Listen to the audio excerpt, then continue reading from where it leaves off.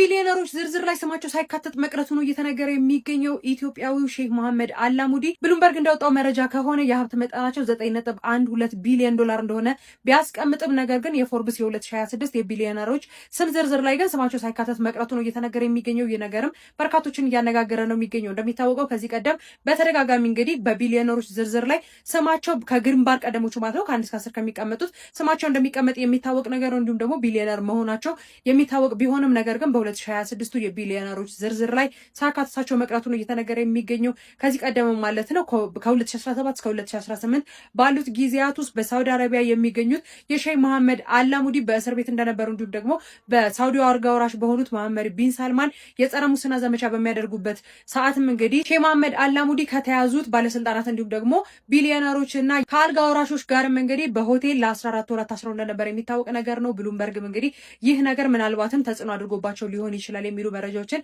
እያጋራ ነው የሚገኘው። በተደጋጋሚም እንግዲህ ቢሊዮነር እንደሆኑ እንዲሁም ደግሞ እንደዚህ አይነት ዝርዝሮች ላይ የሚካተቱት የሼህ መሐመድ አላሙዲ በ2026 የፎርበስ ቢሊዮነሮች ዝርዝር ላይ ለመከታታቸው በርካቶችን እያነጋገረ የሚገኘው። በዚህ ጉዳይ ላይ ሀሳብ አላችሁ ኮሜንት ላይ አጋሩኝ።